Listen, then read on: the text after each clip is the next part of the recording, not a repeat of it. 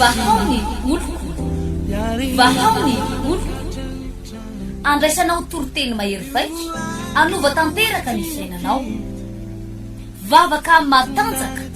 na délivrance enjana ho fanafana ireo fatotra ahitanao ireo fijorona vavolombelona maro no ny asa mahagaga nataon'andriamanitra vahaony oloko vahaony oloko nandeha tanteny izy mba Anisik ampunyang palay aminiran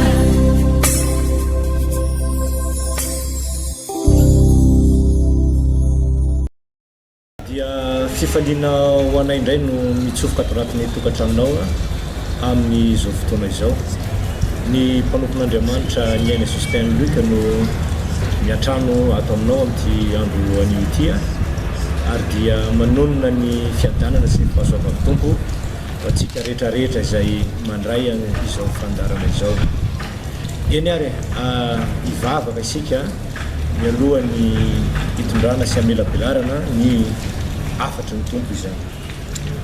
raha mety anao dia aondreo ny lohanao fa hivavaka isika tompo Jehova Andriamanitra raiko ho anao ny tera ho anao ny voninahitra raha mbola afaka miona amin'reto vahoaka marobe tsy tamboisaina manjoy sy manaraka n'ity fandarana ity tononoko ao anatin'ny tokantrano ny fiadanana ny fahasoavana ny fandresena satria ny teninao dia takatry ny sabatra roa lena miasa ary raha ianao no miasa Andriamanitra tsisy masakana da io zao fandarana izao mba hitondra hery hitondra taridalana ary ampafantatra ny tsirairay ny zavatra tokony ataony ao anatin'izao fotoana izao amin'ny anaranao Jesosy no anaovana sy anonana izany vavaka izany amen androany isika dia hianatra andray ny afatra avy amin'ny tompo ny mahakasika ny atao hoe vavaka satria ny vavaka no manova zavatra ary misy amin'ny olona aza moa no mandrabiraby noho tsy fahafantarana ny lanjany zany atao hoe vavaka izany fa raha tsorona ny resaka dia ny vavaka dia anisan'ny fitaovana lehibe anankiray ara-panahy ahafahana manetsika hery tsy hairefesinao anatin'ny atao hoe tontolo ara-panahy ka misy fiatraikany sy azo tsapaitanana eo amin'ny tontolony hitamaso averiko indray mandeha ny vavaka dia fitaovana lehibe anankiray ara-panahy ahafahana manetsika hery tsy hairefesina ao amin'ny tontolony ara-panahy ka misy fiatraikany sy azo tsapaitanana eo amin'ny tontolony hitamaso zany natao hoe vavaka betsaka ny olona no manao tsinotsinona nyity vavaka ity ary maro ary moa ny miteny hoe ny vavaka ohatran'ny fombafomba atao fotsiny fa tsisy ninina azo antenaina amin'izany vavaka izany eto dia tonga dia ahitsiko fa fomba fijery diso zany fomba fijery ho an'ny olona tsy matakatra zany fa ny vavaka dia araka ny lazaiko teo fa fitaovana anankiray hery lehibe anankiray ahafahana manetsika ao amin'ny zavatra amin'ny tontolo tsy hitamaso ka misy fiatraikany eto amin'ny tontolo zao hitamaso zao izany mahatonga ny olona ohatrany tsy mbola marisika mandeha mivavaka natao hoe mandeha any am-piangonana ary betsaka ary mono ny olona ao anatin'ny fotoana ataoko hoe fivavahana na ny andro sabotsy na ny andro alahady na ny andavanandro dia aleon'ny olona mifidy manao zavatra hafa toy zay hoe andeha hivavaka zany fa androany dia ampahafantariko anao ny zavadaly ny lanjany zany atao hoe vavaka zany fa raha fantatrao zany dia atonga anao tsy andanindany fotoana amina zavatra hafa zay iverinao hoe manandanja mihoatra no mivavaka fa raha fantatrao ny tena hoe lanjany zany vavaka sy ny fiatraikany zany vavaka zany dia manomboka ny tiandroany ty anao napa-kevitra hoe andeha hivavaka nompo an'Andriamanitra andeha ary tsika jery afatra ny tompo anankiray raisitsika ny baiboly ao amin'ny Lioka 20 dia ovakiko eo amin'ny andininy voalohany amin'ny anarany Jesosy Kristy tompo. Ary Jesosy nilaza fanoharana taminy fa tsy mety raha tsy mivavaka mandrakariva izy ka tsy reraka. Dia nanao hoe nisy mpitsara tao an-tanàna anankiray izay tsy natahotra an'Andriamanitra na mena masolona, ary nisy mpitondra tena tao amin'izany tanàna izany izay nakao amin'ny matetika nanao hoe omeo rariny aho amin'ilay manana ady amiko, ary tsy nanaiky izy aloha, fa rehefa afaka izany dia nanao anakapo hoe izy na dia tsy matahotra an'Andriamanitra zao sady tsy mena masolona mba omeko rariny ihany io mpitondra tena io, fa manahirana izy fandrao avy matetika izy ka hampasosotra. Ary hoy ny tompo, eno zay lazan'ilay mpitsara tsy marina fa Andriamanitra tsy amme rariny ny olom-boafidiny va izay mitaraina aminy andro aman'alina. Ary moa hita redretra va izy, lazaiko aminareo fa omeny rary faingana izy, kanefa raha avy ny zanak'olona moa hita finoana ety ambonin'ny tany va izy. Ry avy anato anatin'ny tokantrano, ny vavaka dia manova zavatra. Ny vavaka dia anisan'ny fitaovana hery lehibe anankiray ampiasaina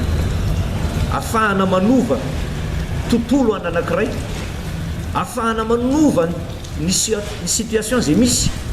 na mora na saratra. Ary eto indrindra antsika mijery an'ity fanoharana zay nataon'i Jesosy, na le mpampianatra lehibe, na le mpaminany lehibe, na ilay zanak'Andriamanitra. Fanoharana lehibe anankiray mahakasika ny atao hoe mpitondra tena anankiray, mpitsara anankiray, mpitsara tsy marina. Sorita amin'ny Baiboly hoe tsy mena masolona, tsy matahotra an'Andriamanitra. Zany hoe manana ny heviny zany,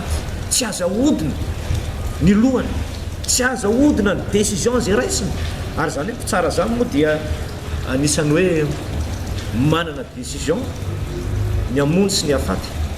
ratsorona, ary tsy misy nizany izy afaka manodina ny saina na ny hevitra na ny fanapahan-kevitra zay raisiny. Ny zavatra misy anefa eto raha jerena ty Baiboly ty dia afaka niova hevitra ihany izy, nanova décision ihany izy rehefa jerena sy zohina ity tantara ity. Lay manano tena amin'ny olona manano tena zany moa ry havana dia anisany hoe olona tsy manana tsisy pia, mety maty vady, mety nilaozan'ny fianakaviana tsisy pia e, tsy manana hosarongotina, tsy manana amin'ny zavatra mba hianteherana. Ary matetika izy ireny dia tratrany tsy andreo falavo, tratrany kely tsy mba mamindro, tsy mba mahita zay hitarainana, tsy mba mahita tany ivoahana, tsy mba mahita masoandro, fa dia mijaly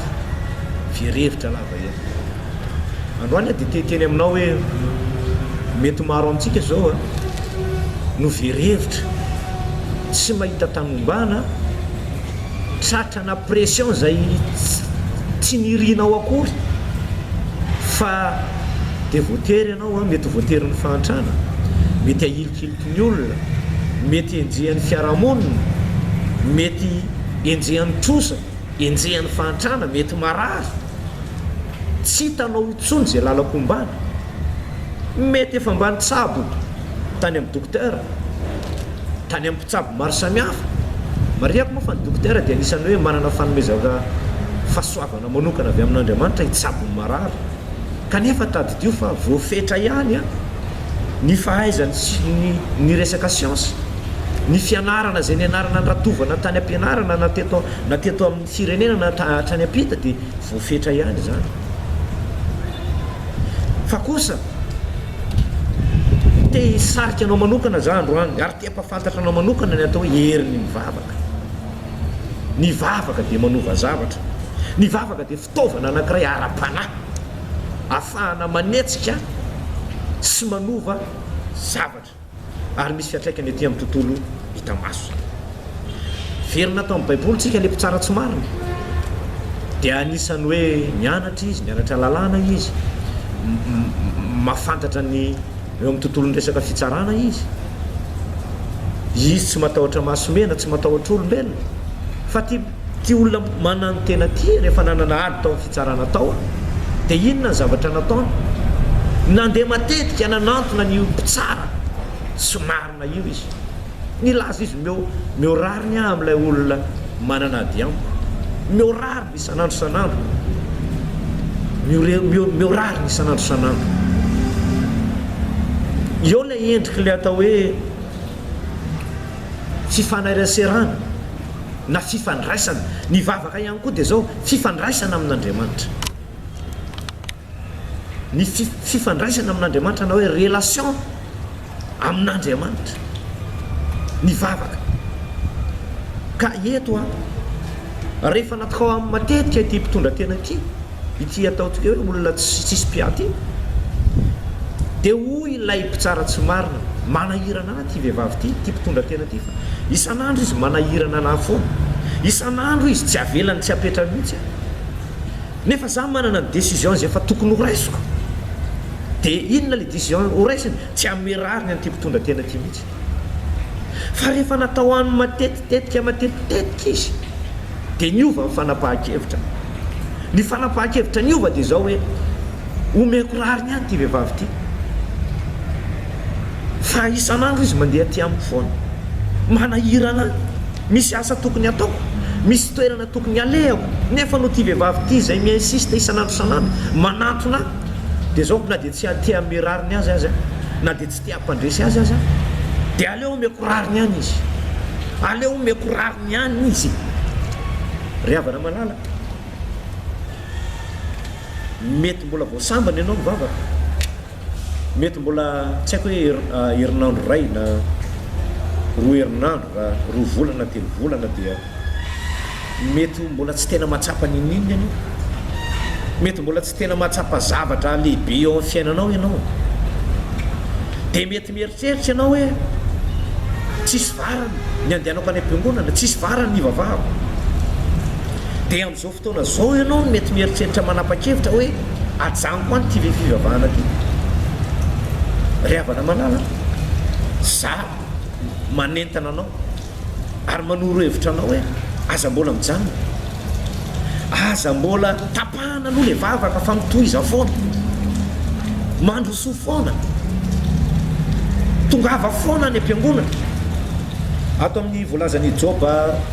12 andininy faraky amin'ny 20 dia milaza hoe mifankazara mitsotoko dia hiadany ianao fa izany ny avy soa aminao Joba 21-22 mifankazara mitsotoko dia hiadany ianao fa izany ny avy soa aminao ny vavaka hoe ateo dia anisan'ny fifaneraserana amin'Andriamanitra ny fifaneraserana zany dia misy fomba fiteny zany hoe ny ela maharay roa ny raha androany ianao vao ohatra hoe misy olona anankiray olona tsy fantatrao vao nanomboka ny resaka taminy ianao androany nataoko hoe tokony orinasa dia nangataka asa tany ianao dia nomeny toerana ianao dia le karama nomeny anao mbola ataoko hoe tsy mahafa-po anao dia ianao tsy tonga dia ametrahany confiance zany ianao fa tsy maintsy mila mifankazatra aloha ianao manana diplôme manam-pahaizana tsy tonga dia ametrahany andraikitra lehibe sy goavana zany ianao fa tsy maintsy mbola mifankazatra aloha alainao aloha ny fony ary zay ihany koa atsika mpivavaka ho atsika kristianina ny zavatra anankiray tokony ataontsika dia ny maka ny fon'Andriamanitra ahoana mola hoe maka ny fon'Andriamanitra ny atao hoe maka ny fon'Andriamanitra dia manao zavatra anankiray mampihetsi-po an'Andriamanitra fihetsika na asa anankiray mampihetsi-po an'Andriamanitra vavaka mampihetsi-po an'Andriamanitra asehonao zany amin'ny fihetsika na amin'ny fiderana ataonao na vavaka fanandran-tantanana ataonao am-piangonana na ny hira fiderana ataonao am-piangonana ataonao amin'ny fo mba hakasika an'Andriamanitra zany fiderana ataonao zany tadio fa Andriamanitra dia mipetraka eo ambonin'ny hira fiderana ny olona anankiray mideran'andriamanitra dia manome fitoerana ho an'andriamanitra eo amin'ny fiainana ka sika zany amin'ireny fotoana fiderana reny dia tokony ataontsika amin'ny fo ireny mba hakasika an'andriamanitra mba hahatonga an'andriamanitra anakaiky anao tsy analavitra anao zany ny zavatra tokony ataontsika kristianina ka ho anao zay efa nanandrana mba nivavaka atao anatin'ny herinandro roa herinandro mety mbola tsisy zavatra nitranga teo amin'ny fiainanao dia zany teny aminao hoe mifankazara amin'andriamanitra mba hahatonga an'andriamanitra tena ahatoky anao satria ianao raha ataoko hoe ray volana roa volana dia efa nialanao sady andriamanitra nanompo sampy ianao roa taona telo taona dimy taona ary rehefa tena politra siravo ianao zay vao niara manandrana indray ianao zao mivavaka tsy haiko hoe firy volana dia mieritreritra ianao hoe avelanao amin'izay ny fivavahana nefa tarihan'ny fanompona sampy ianao naharitra taona maro eto zany za dia tehiteny aminao hoe mifankazara amin'andriamanitra andramo aloha fa ho hitanao fa rehefa tena mifankazatra amin'andriamanitra ianao dia manomboka ametrahan'andriamanitra fatokisana ianao mety nitahian'andriamanitra ianao zao misy amintsika nivavaka nomen'andriamanitra tahian'andriamanitra nomeny zaza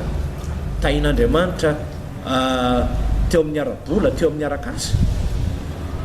dia zao ianao dia mieritreritra ny hoe hipetrapetraka amin'izay hijanona amin'izay tsy ariavana mbola misy zavatra lehibe tian'andriamanitra omenanao mbola misy fitahiana miandry anao mbola misy fahagagana tian'andriamanitra aseho anao fa mitohiza foana ianao no mivavaka mitohiza foana ianao mivavaka aza mihemitra zany aza mihemitra hoy ny voalazan'ny hebreo zay toko fa folo eo amin'ny andiny fa 5 fakioko amin'ny anaran'i jesosy aza mafo ny fiarahantsika miangona tahaka ny fanao sasany averiko ndray mandeha aza mafoy ny fiaraha-miangona tahaka ny fanao sasany dikan'izay mila tonga foana ianao amin'ny fotoana rehetra satria ny fotoam-bavaka dia eo no anatonantsika an'andriamanitra eo no ionantsika an'andriamanitra amin'ny alalan'ny teniny amin'ny alalan'ny fiderana zay isotomantsika ny fanatrehana eo no iraisantsika amin'andriamanitra amin'ny alalan'ny fanahy masina ary ao anatin'izany fanahy masina mirotsaka amintsika zany no mahatonga atsika iray mifankazatra ao amin'andriamanitra teto rehefa nanao dingana ty tonga tena tsy marina ty ato amin'ny 1:20 dia nanomboka niova ny fanapahan-kevitra no raisiny ty mpitsara tsy marina sady tsy mena mahasolona tsy matahotra an'andriamanitra hoy izy eo amin'ny andininy 5 andininy 7 ary tsy nanaiky izy aloha fa rehefa afaka izany dia nanao ankapoe izy na dia tsy matahotra an'andriamanitra zao sady tsy mena mahasolona mba homeko rariny ihany io mpitondra tena io fa manahirana izy fa andrao ho avy mandrakariva izy ka ampasositra ary hoy ny tompo jesosy zany enoy ilay lazara enoy izay lazain'ilay mpitsara tsy marina fa andriamanitra tsy amerariny ny olom-boafidiny va ahoana tsara ho izy andriamanitra aveo tsy amerariny ny olom-boafidiny izay mitaraina aminy andro amanalina ary moa hitarehetrehtra va izy lazaiko aminareo fa omeny rary faingana omeny rary ny faingana izy andriamanitra aveo izy hitarehetrehtra tsy amerary ny olom-boafidiny va izy ary tsy omeny rary ny faingana va izy fantatr'andriamanitra ny zavatra mahazo atsika ny zavatra iainanao io hitan'andriamanitra ny problème hitan'andriamanitra io aretina io hitan'andriamanitra io trosa manenjika anao io fa tsotra ihany ny torolalana omen'andriamanitra ery amin'ny toko voalohany fa tsy mety ho izy raha tsy mivavaka mandrakariva izy ka tsy reraka averiko ndray mandeha toromarika omen'andriamanitra atsika roany dia zao fa tsy mety raha tsy mivavaka mandrakariva izy ka tsy reraka sika sy anao zany dia tokony mivavaka tokony mifandray amin'andriamanitra foana isan'andro na amin'ny fotoana na tsy amin'ny fotoana dia mila mivavaka isika mila mivavaka atsika. Io vavaka ataontsika io mantsy dia anisan'ny fitaovana anankiray koa ara-panahy ampiasaina izy io ahafahana mifandray amin'Andriamanitra. Io vavaka io dia fomba anankiray ahafahan'Andriamanitra mihetsika ao an-danitra ao anatsotra ny tanany, analatsika, anafahanantsika ao anatin'ny zavatra manahirana atsika. Satria ny vavaka dia manova zavatra. Ny vavaka no mahery indrindra. Ny vavaka no mahery indrindra. Tsy misy zavatra azontsika atao marina. Ianao ne mba mieritrereta nandeha tamin'olo-patatra mitady vahaolana teto sy aloha, dia raha ny lôzika anie tokony ho tafavoaka ianao. Raha ny tokony ho izy efa tsy tokony ohatr'izao ny fiainanao. Raha ny zavatra misy tsy tokony ohatra n'io tsony fa tokony efa lasa ianao ohatr'izay. Misy marary zao amintsika ato anatin'ny tokantrano, taizana aretina, ny tsaboiny, nanao izay ho afa ny dokotera araka izay fanomezam-pahasoavana nomen'Andriamanitra azy sy ny zavatra nianarany. Dia zavatra mahagaga mbola tsy sitrana. Zao mety efa mpivavaka ihany koa ianao fa mety tsy sitrana. Ny fiangonana rehetrarehetra dia manana ny fanomezam-pahasoavana omen'Andriamanitra azy. Ary zany indrindra no iantsoko anao amin'ny sabotsy ho avy zao. Miditra amin'ny 7 maraina eto Ankiriry amin'ny Paradise eo avaratry ny bazary mahita eo aloha, dia misy fotoam-bavaka ao tanterahantsika ao amin'ny sabotsy manomboka amin'ny 7 sy Etsimanga rano 200 metra miala amin'ny fiangonana Damaskosy. Zany hoe raha avy any amin'ny mangarivotra any ka tonga eo Mangarano dia misy ilay atao hoe fiangonana Damaskosy zay eo. Dia misy lalana lehibe mitsofoka ny anavaratra any isorana amin'ny fiangonana moa fa dia fiangonana nanamboatra n'io lalana io raha eto Tamatavy amin'izao fotoana zao raha diborara no lalam-pasika rehetrarehetra dia ny lalana makany amin'ny fiangonana amin'izao efa tsisy rano zany intsony fa efa vita tsara. Tonga na fiara, tonga na tiokotiko, tonga na posy, afaka mandray anao zahay, afaka mivavaka ao anao, mitory-teno anao ary minany ran'Andriamanitra anay. Dia hoy ny soratra masina izao sehoany ny zanak'Andriamanitra dia andrava ny asany devo. Mety misy fanahy ratsy ve mampahory anao, manofo ratsy ianao amin'ny alina.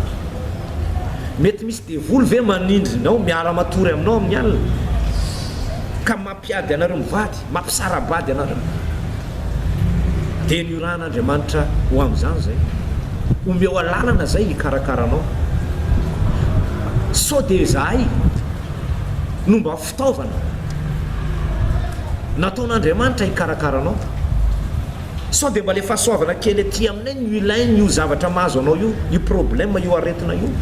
ka vao hivavahana sy ametrahan-tany ianao dia ho sitrana. Za tia tsy olo-vavolombelona aminao fa misy vehivavy anankiray zay nanana vady izy io, ny vadiny dia anisany hoe manenjika an'itony fivavahana itony, manaratsy fivavahana. Ndray andro lasa dala tapoka ny vadiny. Rehefa lasa dala ny vadiny dia amin'ny mahavady andrefimandriny azy zay moa dia tsy afaka misara-bandrina, tsy misara-toerana. Vangoiny io vavy io foana la lehilahy, kakery ny tanany, kakery ny tarehany. Nanomboka sorena ty lehilahy ty, nitsabo tatsy ny tabo tsaroa, tady vahaolana fa tsy sitrana. Dia nanomboka naheno fandarana ohatr'izao dia nanatona ny vavahana. Satria verevitra ka tsy hita intsony izay lalana ka ombana, tsy hita intsony ny tany ale. Dia nanapa-kevitra rehefa nahita fandarana ohatr'izao dia nanatona. Tamin'izay vao nahita ny vehivavy io dia savoritaka ny volony, rovorovity ny lambany, mianjaka eraka ny toerana tao am-piangonana izy. Ary dia nirangoto ny vadiny teo amin'ny tarehan'ny vadiny. Le lehilahy moa menatra fotsiny. Fa isaorana an'Andriamanitra rehefa nivavahana, indray mandeha ny vavahana fotsiny, na metrahan-tanana, miala ny devolony, miala ny fanahy ratsiny, miala ilay fatorana tao anatin'ny say. Dia nafinaritra nodiny say. sitrana teony eo raha vehivavy sitrana teony eo miaiky ty lehilahy ty tonga saina ny vadiny hoe ay ve mbola misy vahaolana ihany ay ve mbola misy fanafahana ihany dia tsy inona fa nivavaka izany nanomboka teo zany lehilahy zany dia resy lahatra noho ny amin'ny heriny atao hoe vavaka satria ao anatin'ny vavaka dia araka ny teniko teo a fitaovana ara-panahy anankiray manetsika hery any amin'ny tontolo tsy hita maso any ary miasa sy manova ary misy fiantraikany tsara eo ary hita eo amin'ny tontolo hita maso zany sitrana le vehivavy verina ny saina faly raha lehilahy fifaliana be ho any zareo tamin'ny nody tamin'izany fotoana izany ary nanomboka teo raha lehilahy io dia resy lahatra hoe misy vokany vavy ka ho anao ianao zay mbola nieritreritra milaza hoe tsisy vokatra vavaka fandaninandro ny vavaka tsy atopoko aitsio zany fomba fijery zany mbola tsy niaina tao anatiny zany atao hoe tontolon'ny vavaka zany ianao dia tsy omeko tsiny satria zavatra tsy fantatrao zavatra tsy niainanao fa androany raha mandre an'ity toroteny ty ianao dia nataon'Andriamanitra ho anao indrindra ity toroteny ty nataon'Andriamanitra andre an'ity afatra ty ianao satria Andriamanitra tia hiditra tsehatra eo amin'ny fiainanao hoy voalazan'ny baiboly zay mety manadino zana mono va Andriamanitra tsy aozy mety eno ozy mety manadino fa iza Jehova tsy manadino tadidio a tsy manadino anao Andriamanitra no foron'Andriamanitra mba tsy hijaly ianao no arian'Andriamanitra mba hiada-pinaritra eto amin'ity tany ty ianao ary marina fa misy ny olana raha mivavaka atsika dia tsy hoe tsy handalo olana intsony mandalo olana atsika fa zao ampiasaitsika le fitaovana ara-panahy mahery vaika anankiray dia tsy inona fa mivavaka no manova zavatra ijoro vavolombelona aminao ihany koa misy vehivavy anankiray zay tsy ho lazaka aminao moa izy na iza ny anarana fa nanana problème tao anatin'ny tokantrano nanana problème teo amin'ny resaka orinasa satria izy ty dia mpandraraha anisan'ny lehibe anankiray teto Tamatavy nanomboka nykorosy ny fandrarahany ary ny zavatra tena nampalahelo dia zao na ny zavatra na ny sakafoaniny ary tsy hitantsony sendra sy tojo fandarana ohatra zao dia nanomboka ny antso ary nanantony ny tantara hoe ohatra zao potika ny société maromaro lasa misy trosa be dibe any amin'ny olona tsy bloqué any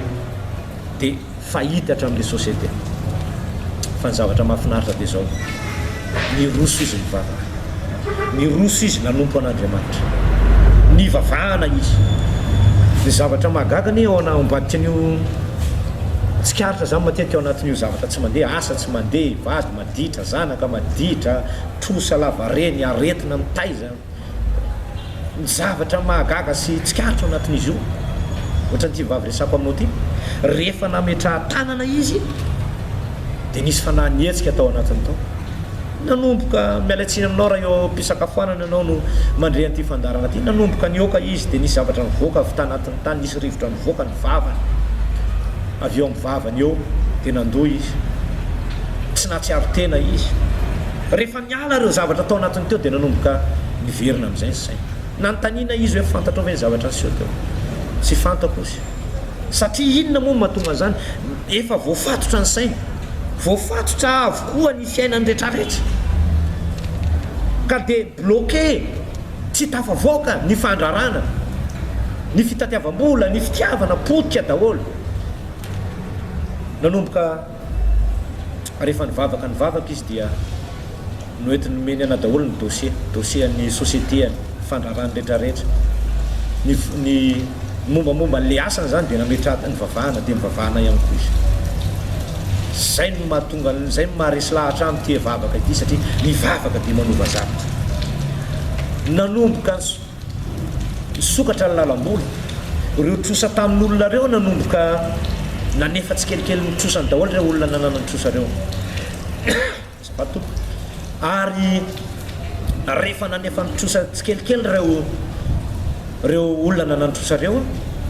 dia iny vola zay teo am-pelantanana iny nanomboka nanodona indray ny orinasa volana vitsivitsy taty afara velona verina tamin'ny loany le société na le fandarana nijoro vavolombelona tamiko izy ary dia diraina moa Andriamanitra tamin'izany fotoana zany fotoana fo ihany koa tao afaran'izay dia notahina Andriamanitra nyroborobo be le asa dia nividy fiara 4x4 anankiray izany olona izany tsy 4x4 occasion tsy fiara occasion fa fiara mbola mifono sase fiara mbola tena raitra mbola premier mai anazy moa zany fiara zany mbola tsisy mitondra mihitsy io ny tiako ilazaina aminao hoe ny fiainanao ny fandrarahanao ny tokantranonao ianao no mety very-hevitra ianao no mety lany aika hoe tsy hitantsony tany ombany fa tadidio fa Andriamanitra tsy lany hevitra Andriamanitra tsy mety very-hevitra zany zanany ianao asany tanany ianao ain'Andriamanitra mamoaka anao an'io anatin'io situation tsy atanao vahaolana io ny zavatra lazaiko aminao fotsiny dia tsotra manolora tena ho an'Andriamanitra dia mivavaha manomboka androany fa afaka miova ny zavatra rehetra afaka mbola miatsara ny fiainanao afaka mbola ho mpandresy ianao afaka mbola ho tahiny ianao maty ve ny fidiram-bolanao afaka mbola velomina zany ka dia manentana anao azy zany amin'ny asabotsy zao no ionantsika etsya fiangonana paradise teo aloha eo avaratry ny bazary may Ankiriry amin'ny sabotsy miditra amin'ny sivy setsy manga rano faharoa 200 metatra avaratry ny fiangonana Damaskosy miditra amin'ny sivy dia manantena ny ahitanao ny tenanay ho faranantsika ny fandaharana mino fa makasika anao zany teny zany ary raha makasika anao zany teny zany dia manapa hevitra miaingao ny tongotrao dia tongava manompo an'Andriamanitra hivavaka atsika amin'izao fotoana izao raha eo amin'ny anaran'i Jesosy misaotra anao satria tafita teto ny afatra izay nampahafantarana nyreto vahoaka ireto fa mila mivavaka izy mila mitodika aminao izy ary amin'ny sabotsy ho avy zao dia asaiko izy ho tonga eto Mangarano soetsy amin'ny fiangonana paradise teo aloha fa za mangataka aminao Andriamanitra hivavaka ho azy zao ary ninina mety ho sakana atao amin'ny devoly dia tsy ambinina amin'ny anaran'i Jesosy zany sokafana ny lalana rehetrarehetra ny sakasakana rehetra dia savasavaina amin'ny anaran'i Jesosy Kristy Tompo matoky Tompo fa misy ako ny eo amin'ny ara-panahiny zany vavaka ataoko zany isy fiatraikany tsara iova ny fiainany manomboka androany ifakazatra aminao izy dia hiadana ary izy no vavolombelona raha tonga izy hivavaka manomboka amin'ity amin'ny asabotsy io fa velona ianao Andriamanitra ary mamaly vavaka ianao dia ho anao ny derany laza ny voninahitra amin'ny anaranao Jesosy nanaovako izany vavaka zany saotra ray amen dia izay indray ny fandarana niarahako taminao tamin'ity andro an'ity ny mpanompon'Andriamanitra ny aina Justin no niaraka taminao raha ohatra ka mila fifanariserena amin'ny tenako ianao dia aleoko anao ny larana telefônina ny 034 19 162 96 averiko indray mandeha ny 034 19 162 96 dia mametraka ny soavatsara amin'ny anaran'i Jesosy veloma tompoko vahaony oloko vahaony oloko andraisanao toroteny mahery vaika anova tanteraka ny fiainanao vavaka matanjaka na délivrance enjana ho fanafana ireo fatotra ahitanao ireo fijorona vavolombelona mafy no ny asa mahagaga nataon'Andriamanitra vahaony oloko vahaony oloko nandehandeha tsy mba asitra